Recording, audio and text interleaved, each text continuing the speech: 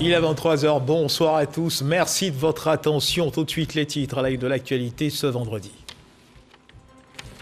Lutte contre le coronavirus. La Côte d'Ivoire a réceptionné hier jeudi un premier contingent de plus de 100 000 doses du vaccin Johnson & Johnson. Sur 7,8 millions commandés par le pays, ce lot de vaccins a été réceptionné à l'aéroport Félix Houphouët-Boigny d'Abidjan. On en parle dans cette édition. Comment les forces de défense et de sécurité sécurisent le nord du pays qui s'étend sur plus de 90 000 km² pour faire face à une quelconque intrusion de forces ennemies sur le territoire ivoirien. Notre reporter Ami Sissoko a passé 48 heures en compagnie de ses forces de défense et de sécurité. Sujet à suivre également dans cette édition. En sport, football éliminatoire mondial 2022, la Côte d'Ivoire a été tenue en échec ce vendredi après-midi à Maputo par le Mozambique pour la première journée du deuxième tour des éliminatoires à la Coupe du Monde Qatar 2022 dans le groupe D. Voilà pour l'essentiel. Oui, bonsoir à tous et merci de nous rejoindre. On ouvre ce journal avec cette audience accordée par le président du Conseil économique, social, environnemental et culturel, le Dr Aka Awele, à l'ambassadeur du Royaume de Belgique en Côte d'Ivoire, son Excellence Michael Wimmer, l'ambassadeur du Royaume de Belgique au nom de la coopération, venu exprimer son soutien au président du CESEC dans l'accomplissement de sa mission. Laure Goretti, Sidonie Davila. Michael Wimmer, ambassadeur de la Belgique en Côte d'Ivoire, en visite de courtoisie au Conseil économique, social, environnemental et culturel. Le diplomate est venu apporter son soutien à l'institution pour le renforcement des liens de coopération entre les deux pays. J'ai tenu à rendre une visite de courtoisie à Monsieur le Président du Comité économique, social et environnemental et culturel, d'abord pour rendre hommage à la mission du Conseil, qui est vraiment une mission importante, une mission de conseil, mais aussi une mission transversale, qui est aussi dans la durabilité, l'assurer de tout notre soutien de la Belgique. La coopération ivoiro-belge est longue de 61 ans. Des relations diplomatiques en santé parfaite, la Belgique se positionne comme le deuxième investisseur en Côte d'Ivoire, également le deuxième pays de destination des produits ivoiriens. La Belgique a plusieurs entreprises en Côte d'Ivoire, notamment dans les secteurs de la logistique, du transport, l'agriculture et la construction. Direction le centre du pays où une tornade s'est abattue hier jeudi sur la ville de Thiébissou, occasionnant des dégâts matériels importants. Des habitations et des structures publiques, dont l'hôpital, le lycée moderne, ont été décoiffés par les vents violents. Aussitôt informé, le gouvernement a dépêché ce vendredi sur le terrain la ministre-gouverneure du district autonome des Lacs, Raymonde Goudou-Kofi, à l'effet d'un rapport pour envisager un plan de réhabilitation des infrastructures endommagées. Léon Brou. Voici ce qui reste du bâtiment abritant les services de la maternité et de pédiatrie de l'hôpital général de Thiébissou. Seulement des décombres après le passage lors d'une pluie en mi-journée de ce jeudi 2 septembre d'un vent. Les 4 femmes qui étaient là, qui étaient en suite de couche, on les a mis dans les services des urgences. Voilà. Et les 2 autres qui étaient en salle d'accouchement, tellement traumatisés qu'on les a évacués au CHR de Yamoussoukro pour faire leur accouchement. Le bâtiment étant non fonctionnel, les activités qui s'y déroulaient, on a transféré ces activités-là dans d'autres services de l'hôpital. On a réquisitionné 2 centres de santé périphériques. Le centre de santé de Kondé Yaokro qui a une ambulance et celui de Ngata de Lukro qui a aussi une ambulance. Donc quand les patrons viendront ici, l'ambulancier fera la navette pour les déposer à Kondé Yaokro ou à Ngata de Lukro. Ces dispositions en attendant la réhabilitation de l'hôpital et du lycée moderne de Thiébissou, aussi décoiffés par le vent.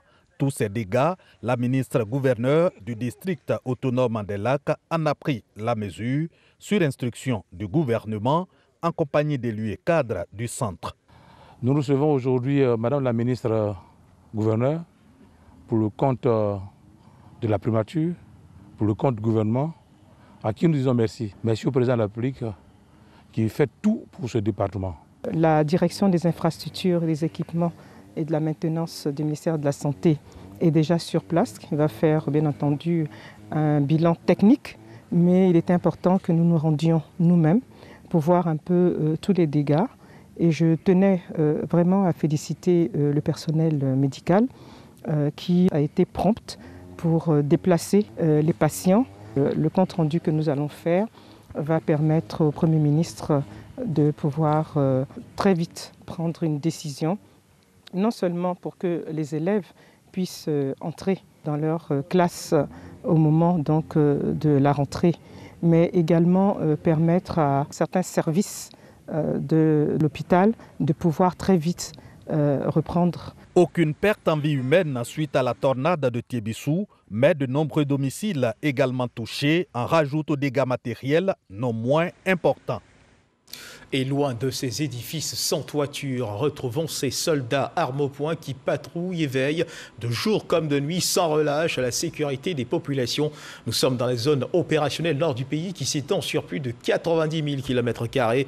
Une zone forestière à cheval sur les frontières du Mali et du Burkina Faso où les forces de défense et de sécurité restent en alerte pour faire face à une quelconque intrusion de forces ennemies sur le territoire ivoirien. Notre reporter Ami Sissoko a passé 48 heures en compagnie de ces forces de défense et de sécurité. Sans reportage.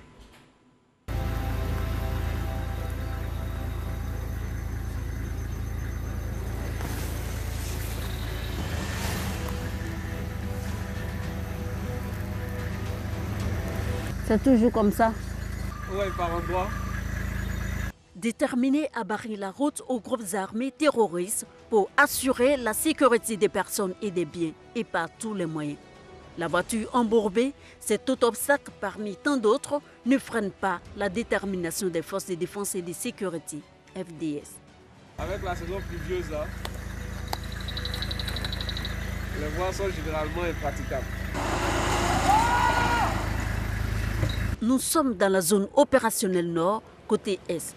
Cette zone d'une superficie de 91 300 km², soit l'équivalent de plus de 2 200 000 terrains de football, est comprise en Touba, Niakara, Bouna et le reste du nord du pays. C'est une zone dangereuse. De jour comme de nuit, les forces de défense et de sécurité prennent toutes les précautions possibles. À chaque sortie, c'est comme ça. Tout se passe dans le moindre détail, tout est préparé minutieusement. Parce que la moindre erreur est fatale. Donc le mieux, c'est de préparer la mission très minutieusement. Pendant la journée, ces hommes en armes ne baissent jamais la garde, toujours prêts à anéantir l'ennemi qui ne cherche qu'à s'aimer, terreur, psychose et désolation au sein des populations, selon les FDS. Nous rallions donc d'autres points en voiture blindée.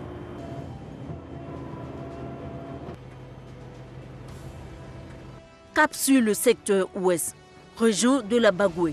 Ici, selon une vidéo sur les réseaux sociaux, les terroristes auraient envahi ce village. Il n'en est rien. L'engagement des FDS est sans équivoque et le moral est au beau fixe. Le déploiement des forces armées de Côte d'Ivoire au sein de la zone opérationnelle nord est effectif et elles arrivent à investir les différents terrains avec les moyens qui sont mis à leur disposition. Elles parcourent tout le terrain de la zone opérationnelle. Et donc cette vidéo qui a été propagée dans le but de s'aimer la psychose au sein des populations, aujourd'hui il faut dire qu'il n'en est rien. Il n'en est rien parce que les forces sont réellement présentes. Aux difficultés de leur mission s'ajoute celle des populations. Le manque de collaboration dû aux menaces des représailles des terroristes, sans oublier la porosité des frontières. Que les populations dépassent leur peur et contribuent efficacement par le partage de l'information et du renseignement pour permettre aux forces d'agir en temps réel et avec efficacité afin d'endiguer ces fléaux. Autre difficulté, la zone n'est pas suffisamment couverte par le réseau téléphonique national. Les localités frontalières le plus souvent ne captent que le réseau téléphonique du Mali et du Burkina Faso. À leur mission, les forces de défense et de sécurité ont ajouté un volet social. Comme ici, lors du couvre-feu dans cette localité, ces hommes transportent à l'hôpital cette famille avec 2 bébés malades. La présence des soldats dans cette zone opérationnelle nord rassure les populations. Dès le début, on avait beaucoup de soucis. La population vraiment avait des problèmes même pour aller dans les champs. Mais depuis l'arrivée de nos forces qui sont auprès de nous, je crois que tout va mieux. Chacun va à son travail. Même si tu es couché à la maison la nuit, même si tu sois à n'importe quelle heure, tu les trouves au carrefour. Chaque jour, ils dorment au carrefour. D'autres dorment derrière le village, d'autres dorment derrière de l'autre côté. Derrière ça, vraiment, on est bien assuré. Quand il y a eu l'attaque, il n'y a rien qui ne marche. On ne va même pas au champ, on ne va pas, on ne voyageait pas. Depuis que les forces sont là, ce n'est pas la même réaction. Maintenant, ça va. Après les attaques de Kafolo, Toubo et Zepon, d'autres n'ont pas été enregistrés. Fruit de l'engagement des FDS à maintenir à distance l'ennemi qui use de perfidie. Surtout, la mise sous commandement opérationnel unique et les moyens adéquats à leur portée. Toutefois, l'implication des populations s'avère nécessaire pour le maintien définitif de la sécurité et de la paix dans le pays. Voilà, et avec beaucoup moins de pression, allons rejoindre le ministre de l'Enseignement technique et de la formation professionnelle et de l'apprentissage, le Dr Kofi Nguissan, qui a choisi Bouaké pour sa première mission à l'intérieur du pays. Visite d'établissement et échange avec le personnel, le tout pour un état des lieux en vue de l'enseignement technique et professionnel qui répond aux réalités nouvelles. Kader Sokodogo. Première sortie à l'intérieur du pays pour Dr Kofi Nguissan en sa qualité de ministre de l'enseignement technique, de la formation professionnelle et de l'apprentissage. Une mission à Bouaké et dans le Béké pour un état des lieux et surtout rencontrer ses collaborateurs qui y exercent. Après les civilités à la préfecture de région et un passage à la direction régionale de l'enseignement technique, le ministre et sa délégation vont visiter successivement le lycée technique, le collège technique, le CTF et le CBCG. Un état des lieux satisfaisant dans l'ensemble. Nous avons été surpris par la qualité des établissements et surtout aussi par les résultats que les écoles ont obtenus durant l'année 2020-2021. Donc je tiens vraiment à féliciter les directeurs de ces écoles, les enseignants et les élèves pour l'assiduité au cours, pour les brillants résultats obtenus. Mais il y a quelques difficultés tout de même, parce que nous sommes dans un secteur de formation technique. Il y a des plateaux techniques à mettre à jour, des équipements à avoir. Et je pense que les efforts porteront sur l'acquisition de tous ces matériels. À chaque étape, des rencontres ont lieu avec les personnels. Dr Kofi Nguissan est dans son environnement. Le ministre a une vision. La nouvelle vision, c'est de refaire tous ces programmes, voir avec les enseignants, les gestionnaires des établissements et avec le secteur privé, le secteur qui emploie le maximum de nos diplômés, comment nous allons redéfinir les programmes en fonction de leur profil, en fonction des besoins. Je pense que c'est cette synergie formation, secteur public, entreprise et secteur privé qui va faire la différence. Une bonne nouvelle pour la rentrée 2021-2022, le Centre de bureautique, de communication et de gestion, CBCG de Bouaké, sera sur son nouveau site à Kennedy. D'une capacité d'accueil de 1200 apprenants, il représente un gain financier pour le gouvernement qui ne sera plus obligé d'affecter des étudiants au privé à Bouaké. Le conseil municipal de la ville de Divo a lui remis ce vendredi les clés de 3 groupes scolaires réhabilités aux populations. Ces actions qui rapprochent l'école des populations s'inscrivent dans la vision du gouvernement qui prône l'école pour tous. Éric Goré. En dépit de leur congé, ces élèves de l'EPP municipalité ont voulu être témoins privilégiés de cet événement qui les concerne directement.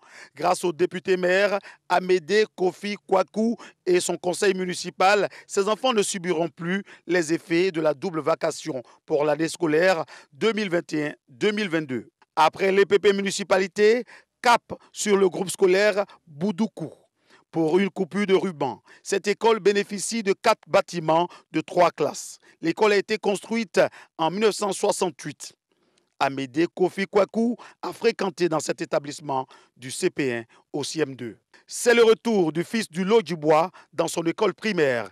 Un soulagement pour le système éducatif. Avec l'apport de ces bâtiments, l'école d'abord a fière allure et ensuite, au niveau de la maternelle, les enfants seront mieux canalisés. Ça diminue un peu les effectifs pléthoriques dans les classes et ça permet également d'améliorer les résultats scolaires. C'est ce qui fait notre fierté. C'est le groupe scolaire Konankro Amitié qui a terminé cette cérémonie de remise symbolique de clés pour bien entamer la rentrée scolaire 2022. Le message que nous avons lancé aux populations, c'est que la volonté du président Alassane Ouattara, c'est d'apporter le développement aux populations. C'est que tous ces enfants, demain, donc, ils doivent pouvoir travailler dans un climat de paix, dans un climat de cohésion. Donc nous avons lancé un appel à l'ensemble de la population de travailler surtout pour que la paix et la cohésion règnent dans notre pays. De ne pas écouter les discours qui peuvent être des discours de division, mais de travailler surtout dans le sens de la cohésion nationale. Mais nous repartons très heureux, nous pensons que nous allons continuer ce travail important au niveau de l'éducation. Ce sont plus de 100 millions de francs CFA qui ont permis de réaliser ces travaux qui vont améliorer les conditions d'apprentissage des élèves de la commune de Divo. Jour dans l'actualité, la Covid-19, suivons ensemble l'évolution de la maladie dans notre pays.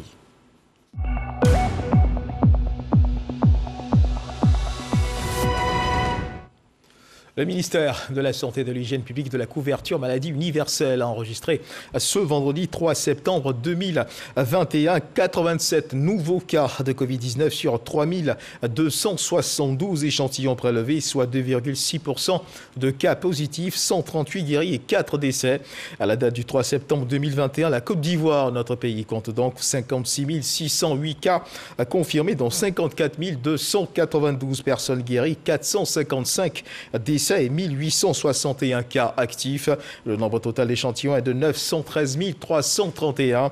Le 2 septembre, 16 068 doses de vaccins ont été administrées, soit un total de 1 404 020 doses du 1er mars au 2 septembre. Le ministre de la Santé, de l'Hygiène publique et de la couverture maladie universelle invite toutes les personnes de plus de 18 ans à se faire vacciner dans les centres de vaccination. La vaccination contre la Covid-19 qui, rappelons-le, est gratuite et volontaire. Et parlons justement de vaccins. La Côte d'Ivoire a réceptionné hier jeudi un premier contingent de plus de 100 000 doses du vaccin Johnson & Johnson sur 7,8 millions commandés par le pays. Ce lot de vaccins a été réceptionné à l'aéroport Félix Houphouët-Boigny d'Abidjan. L'OMS accompagne techniquement la Côte d'Ivoire. Quant à l'UNICEF, elle va aider l'État ivoirien à déployer le vaccin en vue d'une vaccination des populations sur tout le territoire national. Salimatou Dia. Un nouveau fait son entrée dans la flotte de vaccins de la Côte d'Ivoire. Il s'agit de Johnson & Johnson. 100 800 doses sont arrivées à l'aéroport Félix Houphouët-Boigny d'Abidjan ce jeudi 3 septembre.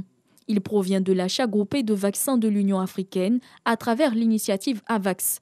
Une dotation qui s'ajoute à celle de l'initiative COVAX et qui permet ainsi à la Côte d'Ivoire d'enregistrer environ 2 500 000 doses de vaccins AstraZeneca, Pfizer, Sinopharm et Johnson & Johnson. Les doses ont été réceptionnées par le ministre de la Santé, Pierre Dimba, qui avait à ses côtés la ministre des Affaires étrangères, Kandia Camara. Le vaccin Johnson & Johnson se fait en une seule dose et est réservé au corps enseignant et médical. Dans quelques jours, d'autres doses de vaccin Johnson & Johnson devraient être encore réceptionnées par les autorités sanitaires. Et on reste avec le corps médical du côté de l'INFAS, l'Institut national de formation des agents de santé. 2191 futurs agents de santé ont revêtu ce vendredi la très symbolique blouse blanche. Ceci marque désormais leur appartenance au corps des professionnels de la santé. Il s'agit de la 31e promotion des infirmiers, sages-femmes, maïeuticiens et de la 2e promotion des biotechnologies. Grâce Kando. Double événement à l'Institut national de formation des agents de santé d'Abidjan. Port de blouse de la 31e promotion, composée d'infirmiers, de sages-femmes, de maïeuticiens et de la 2e promotion des auxiliaires de santé, composée de biotechnologistes. Nous devrions valoriser cette blouse. Les parents n'ont pas à avoir peur. Ils peuvent venir à nous dans les hôpitaux et nous les recevrons dignement. C'est un sacerdoce, le métier de santé. Donc nous sommes prêts aujourd'hui pour aller sur le terrain. Nous sommes prêts pour aller partout en Côte d'Ivoire pour travailler, pour accueillir nos patients dans les centres de santé. Ces futurs agents de santé seront déployés dans les hôpitaux publics, les centres de santé et formations sanitaires urbaines pour un stage pratique de 3 mois. Certes, la blouse doit être blanche au quotidien, mais le comportement aussi doit ressembler à cette blancheur-là. Dans l'apprentissage des étudiants, l'accent est mis sur la relation soignant-malade, de manière à ce que le comportement, le savoir-être des étudiants eux-mêmes permet déjà de créer une quiétude chez le malade. L'agent de santé doit le rassurer. C'est maintenant que les choses sérieuses commencent pour vous. Vous devez vous armer de courage pour affronter certaines dures réalités cliniques en vous gardant de divulguer les faits confidentiels appris dans l'exercice de votre profession. C'est ce qu'on recommande aux professionnels de la santé. Ce sont au total 2191 futurs agents de santé de l'année académique 2020-2021 qui ont fait leur port de blouse, symbolisant ainsi leur appartenance au corps des professionnels de la santé. Les transporteurs, ils prendront toute leur part dans la lutte contre l'insécurité routière. Voici ce que l'on pourrait retenir de la rencontre qui a réuni les professionnels du transport et le Haut Conseil du patronat des entreprises des transports routiers en Côte d'Ivoire. Le 7 septembre prochain, vous le savez, débutera la vaste opération répressive engagée par le ministère des Transports contre l'incivisme sur nos routes. Marie-Ange Kouakou, d'Ingui-Dingui. Le directeur général du patronat des entreprises de transport routier échange avec les conducteurs et autres usagers de la route pour obtenir leur adhésion à l'objectif de zéro accident sur les routes. Il laisse un appel à tous les chauffeurs de la Côte d'Ivoire, surtout les chauffeurs de Gbaka. Nous, on est trop gâtés, on n'a qu'à changer de mentalité. Il est temps qu'on n'a qu'à s'adapter à la professionnalisation des transports. Diaby Ibrahim inscrit cette sensibilisation dans le cadre de la campagne du gouvernement contre l'incivisme sur les routes. Nous avons échangé avec l'ensemble des opérateurs et nous sommes tous tombés d'accord sur la nécessité véritablement de nous engager auprès du ministère des Transports pour que véritablement nous soyons tous des agents du ministère, nous soyons tous des agents de l'administration pour que ce message qui est fait à l'attention des transporteurs et des conducteurs soit compris, soit traduit sur le terrain. La phase de répression contre l'incivisme sur les routes, notamment les cas d'excès de vitesse, de détention de faux documents de transport et de conduite en état d'ébriété, commence le 7 septembre prochain. Et sur un autre champ d'engagement politique, le mouvement national Espoir PDCI-RDA a choisi de rejoindre le rassemblement des oufouitistes pour la démocratie. Et l'appel au RHDP, les responsables de ce mouvement l'ont confié à Danho Paulin-Claude, membre de la direction exécutive du RHDP. Ils entendent contribuer à consolider les acquis du RHDP sur toute l'étendue du territoire national. Michel Digré. Le jeudi 26 août dernier, ils avaient annoncé leur départ du PDCI-RDA. Une semaine après, ils déposent leurs valises au RHDP. Les jeunes du mouvement national Espoir PDCI-RDA ont dévoilé leur feuille de route au sein de leur nouvelle formation politique. Les grandes lignes de nos actions, c'est déjà la tournée dans nos différentes bases qui sont les coordinations qui sont déjà installées. Nous avons plus de 25 coordinations installées dans toute la Côte d'Ivoire. Donc c'est ceux-là que nous allons réveiller.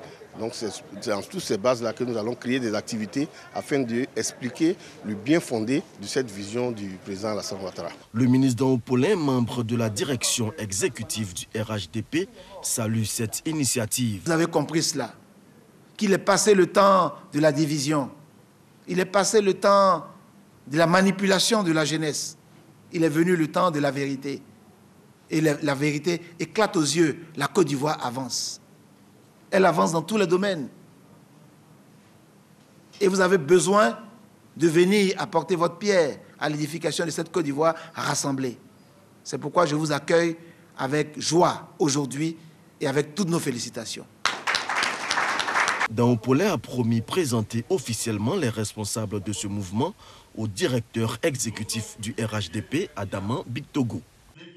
En culture, dans le département de Thiébissou, au cours du Tchindan Festival, la ministre Anne-Désirée Ouloto a été intronisée reine Baoulé, moment de réjouissance de la tribu Bomi pour promouvoir la paix et la cohésion sociale. Serge Coléa. Anne-Désirée Ouloto, faite reine de la tribu Bomi dans le département de Thiébissou depuis 2018. D'où sa présence aux côtés du peuple Bomi, notamment à l'occasion du Tchindan. Pour mémoire, les populations de Bomi Kondeyaokro et Bomi Zambo, qui constituent la tribu Bomi, avaient reçu des dons de 15 millions de francs CFA pour lutter contre la pandémie de la Covid-19. En reconnaissance, le peuple Bomi a décidé d'honorer sa bienfaitrice, une chaise royale 14 pagnes baoulées richement tissées et un bœuf ont été remis au préfet du département représentant l'État et le gouvernement à Tébissou. Je suis un homme doublement heureux, une femme de l'Ouest qu'on fait d'elle reine et qu'elle n'oublie pas son peuple. Alors je suis fier de mon peuple et je suis fier du peuple baoulé. Quand le peuple baoulé adopte le peuple de l'Ouest, je crois que c'est une collaboration étroite. Cet acte rempli de symboles, parce qu'en faisant de Madame le ministre la reine du Boumi, c'est un pont que vous jetez entre le peuple baoulé et le peuple ouest. Mon souhait, c'est que cela fasse tache d'huile et que cela soit présenté comme une référence, comme un modèle à travers la Côte d'Ivoire, pour que la paix règne entre les peuples. La tribu Bomi est dépositaire du tissage du pagne traditionnel en pays baoulé. Si ce savoir-faire ancestral est répandu dans tout le royaume baoulé, c'est grâce à son ouverture d'esprit et son hospitalité. Ce sont ces valeurs de cohésion que le Bomi entend perpétuer avec tous les peuples de Côte d'Ivoire et des pays voisins.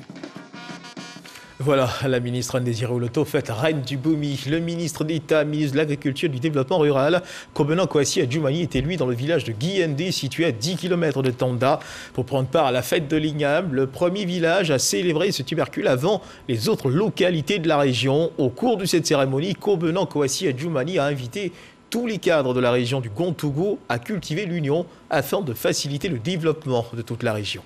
Herman Niamia. Le chef du village de Guiendé, Nana Kofi Praou II, conduit à la rivière sacrée pour être purifié. C'est un jour spécial. Il marque la célébration de la fête de l'igname qui représente en même temps le nouvel an en pays bron. Il est venu en habit comme nous, ordinaires. Arrivé là-bas, il sera purifié. Et quand il sera purifié, après la purification, il va se mettre en blanc. Cela veut dire qu'il est propre. Il est purifié. Ce rituel terminé, le chef est ensuite conduit sur la place publique où il va goûter à l'igname. Le temps est ainsi donné. Dans 40 jours, toutes les autres localités du royaume bron pourront désormais goûter à ce tubercule. Le sens de cette fête d'aujourd'hui, c'est comme toute fête de reconnaissance, puisque ici notre alimentation de base, c'est l'igname. Et chaque année, nous marquons un temps pour remercier les ancêtres pour le don qu'ils nous font de l'igname. Cette année, la célébration de la fête de l'igname a eu un cachet spécial avec la présence effective du ministre d'État, ministre de l'Agriculture et du Développement rural, parrain de la cérémonie. Kobenang Kouassi Adjoumani, qui avait à ses côtés deux de ses farouches adversaires politiques dans un passé récent, Yeboah Sévérin, maire d'Achouefri et Serge Vremen, a profité de l'occasion pour inviter les élus et cadres de la région à l'union et à la cohésion pour faciliter le développement de la région du Gontougou. Désormais, nous parlons de réconciliation nationale. Nous parlons de cohésion sociale. Et la cohésion, elle est faite autour de nous, vos enfants. La preuve, vous avez vu que les frères qui étaient opposés hier politiquement se retrouvent à la même place pour parler de développement. Le ministre d'État, ministre de l'Agriculture et du Développement rural, a félicité les chefs coutumiers brons pour leurs efforts en vue de pérenniser les valeurs culturelles de ce peuple, très attaché à ses coutumes. En sport, en football, éliminatoire mondial 2022, la Côte d'Ivoire a été tenue en échec ce vendredi après-midi à Maputo par le Mozambique pour la première journée du deuxième tour des éliminatoires à la Coupe du Monde Qatar 2022 dans le groupe D. Le reportage, Patrick Dadier. Les éléphants ratent leur début dans les éliminatoires de la Coupe du Monde. Opposés au Mozambique, les pachydermes ont été accrochés par une vaillante équipe du Mozambique. Pourtant, les occasions n'ont pas manqué. Sébastien Haller est prêt d'ouvrir la marque, mais il bute sur le gardien mozambicain. C'est d'ailleurs l'unique véritable occasion de la première période. En seconde, les coéquipiers de Sérédier essaient tant bien que mal de débloquer la situation, à l'image du coup-pied arrêté de Masgradel, mais le dernier rempart mozambicain se montre à nouveau décisif. S'ensuit une autre tentative de Franck Boli, Entrée en cours de jeu, mais peine perdue. Malgré la volonté des éléphants, le score en reste là, 0-0.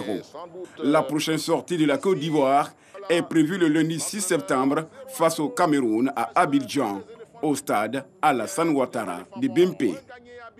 Voilà le récit de cette rencontre signée Arsène Kouassi et Patrick Dadier. Dans l'actualité internationale en Afrique, au Sénégal, une grande coalition de l'opposition qui regroupe notamment le PASTEF d'Ousmane Sonko, Taksaou Sénégal, de l'ancien maire de Dakar, Khalifa Sall, ou encore le Parti de l'Unité du Rassemblement, le PUR, a été officiellement lancé.